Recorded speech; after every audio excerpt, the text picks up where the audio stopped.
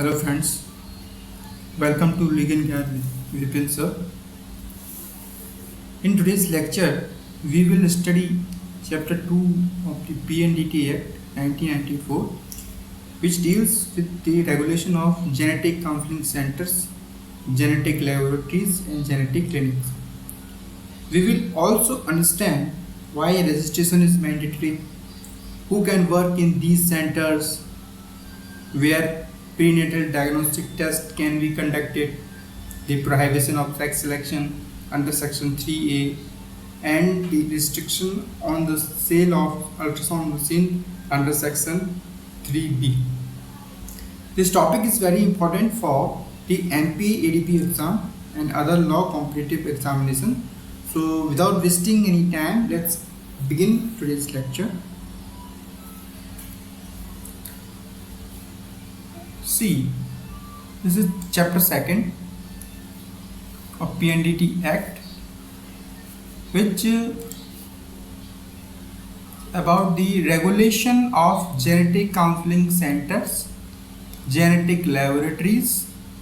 and the genetic clinics. Okay?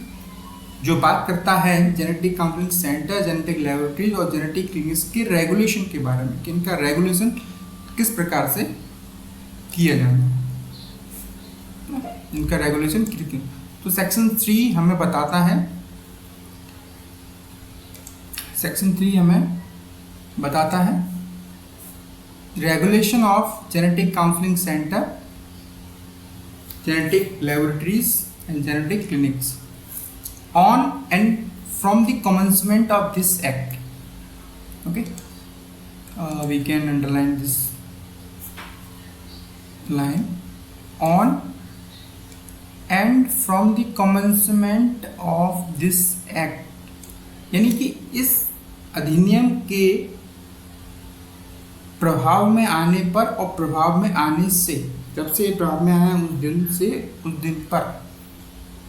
है ना, क्या होता है,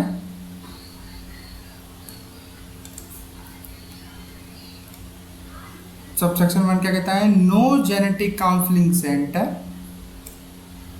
जेनेटिक लेबोरेटरी और जेनेटिक क्लिनिक, ठीक है, unless registered, no genetic counselling centre, laboratory और क्लिनिक अनलेस रजिस्टर्ड, ठीक है, under this act shall conduct और एसोसिएट विथ और हेल्प, ठीक है, under this act shall conduct, ठीक है, कोई काम नहीं करेगा, किसी का सहयोग नहीं करेगा, ना ही किसी की सहायता करेगा, in conducting activities relating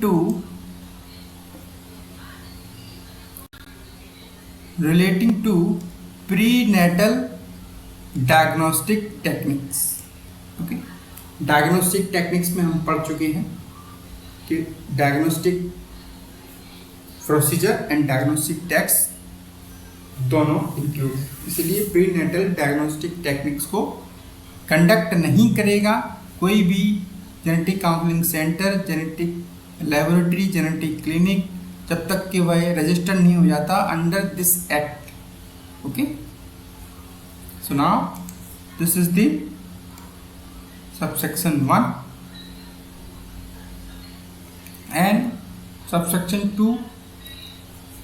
subsection 2 क्या कह रहा है,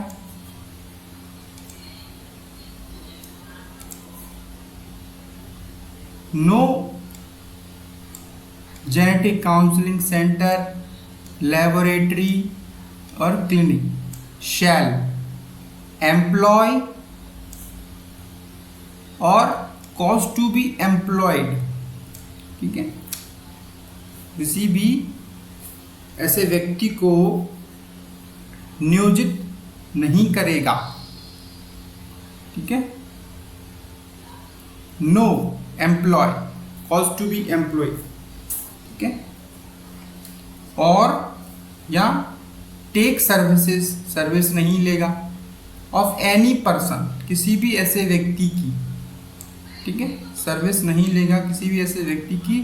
weather honorary basis, on payment, who does not possess qualification as may be prescribed. Okay? जब तक इस संबंध में जो क्वालिफिकेशन प्रिस्क्राइब की गई है वो उसको ग्रहण नहीं करता है, अर्हता उसकी नहीं रखता है, तब तक ना तो पेमेंट के बेस पर, ना ऑनरी बेस पर, ना मानदेय के बेस पर किसी भी व्यक्ति को नियोजित नहीं करेगा और ना ही कराएगा। Okay, and subsection 3, no medical geneticist, gynaecologist, paediatrician, register under medical practitioner or any other person shall conduct, cause to be conducted or aid in conducting by himself or through any other person, okay, any prenatal diagnostic techniques at place other than place registered under this act. लीजिए, medical geneticist भी, gynaecologist भी, paediatrician भी, registered medical practitioner जो कोई भी doctor होते हैं, और any other person shall conduct और कॉज टू बी कंडक्टेड, या किसी प्रकार से कंडक्ट नहीं करेगा, सहायता नहीं करेगा, कंडक्टिंग बाय हिमसेल्फ, खुद अपने द्वारा या किसी अन्य व्यक्ति के द्वारा, न तो कराएगा क्या any prenatal diagnostic technique को नहीं कराएगा एट अ प्लेस, ऐसे स्थान पर, किसी अन्य ऐसे स्थान पर जो कि रजिस्टर्ड नहीं है इस अधिनियम के तहत। ओके, यानी कि इस अधिनियम के तहत जिस स्थान को रजिस्टर्ड किया जाता है, ये सब प्री नेटल डायग्नोस्टिक टेक्निक्स को कंडक्ट करने के लिए, केवल उसी स्थान पर मेडिकल जेनेसिस्ट, गायनेकोलॉजिस्ट ही उसको कंडक्ट कर सकते हैं। अन्य स्थान पर ये व्यक्ति भी, ये रजिस्टर्ड प्रैक्टिशनर जो होते हैं, जो उसके योग्य हैं, वो व्यक्ति भी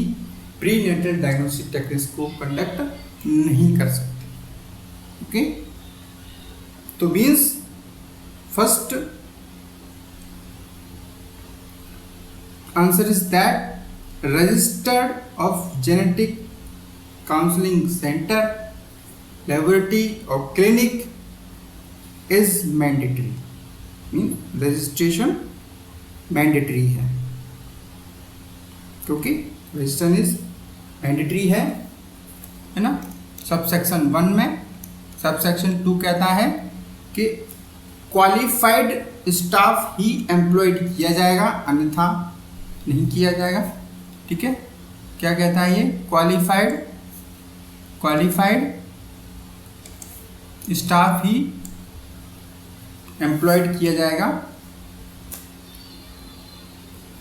और तीसरा क्या कहता है, तीसरा कहता है कि नो मेडिकल, यानी कि प्री नेटल डायग्नोस्टिक प्रोसीजर को केवल रजिस्टर्ड सेंटर में ही परफॉर्म किया जा सकता है, कंडक्ट किया जा सकता है, अन्य किसी स्थान पर कंडक्ट नहीं किया जा सकता। Okay, now come to the next section which is 3A, जिस 3A जो कि हमें बताता है prohibition of sex selection. Sex selection के लिए वो प्रोहिबिशन करता है, मनाही करता है ना, उसको वर्जित करता है, वर्जित करता है, प्रतिषेध लगाता है। क्या, दैट इज नो पर्सन, कोई भी व्यक्ति, इंक्लूडिंग स्पेशलिस्ट और team of specialist in field of infertility, infertility की फील्ड की जो स्पेशलिस्ट हैं उनकी टीम भी अगर है, वो भी, ठीक है, नो पर्सन कंडक्ट और कॉज टू बी कंडक्टेड और एड, ना तो कंडक्ट कर सकते हैं, ना कंडक्ट करा सकते हैं, ना किसी प्रकार से सहायता कर सकते हैं इन कंडक्टिंग, ठीक है, उसको करने में, बाय हिमसेल्फ अपने द्वारा, और बाय एनी अदर पर्सन किसी अन्य व्यक्ति के द्वारा, क्या, sex selection of a woman और मैन ऑन बोथ और एनी टिश्यू, एम्ब्रियो, कंसेप्टस, फ्लड और gametes drive from either of both of them, ठीक है, फ्रॉम आइदर और बोथ ऑफ देम, उनमें से किसी के द्वारा, मीन्स कोई व्यक्ति,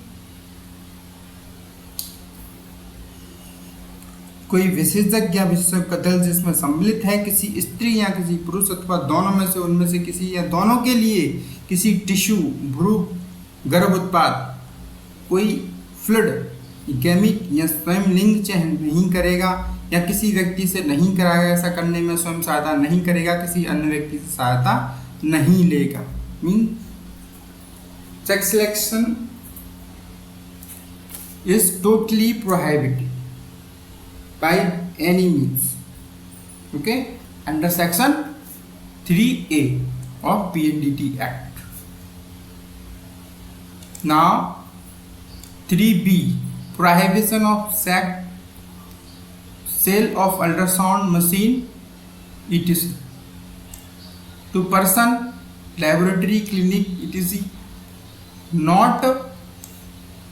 registered under this act. Means ultrasound machine को कोई व्यक्ति को नहीं बेचेगा, ओके, उसके बेचने पर प्रोहिबिशन है। नो पर्सन, ठीक है, sell any ultrasound machine, imaging machine, scanner और any other equipment capable of detecting sex of foetus, any genetic counselling centre, laboratory, genetic clinic, any other person not registered under this act, okay, simple, not registered under this act, right। इस act के तहत यदि वो registered नहीं है, genetic counselling centre, genetic laboratory और genetic clinic, ठीक है, या एनी अदर पर्सन जिसको भी वो सेल किया जा रहा है, यदि रजिस्टर्ड नहीं है तो उस व्यक्ति को ultrasound machine, okay, ultrasound machine या इमेजिंग मशीन, स्कैनर या अदर इक्विपमेंट जो कि केपेबल है किसी सेक्स को डिटेक्ट करने के लिए, फीटस के सेक्स को डिटेक्ट करने के लिए केपेबल है, वो उसको क्या नहीं करेगा, सेल नहीं करेगा, okay. So friends, that's all for now. If you find this lecture helpful, please like the video, share it with your friends and subscribe to Legal Gyan with Vipin sir and press the bell icon so you don't miss the next lecture. Thank you for watching. Till then,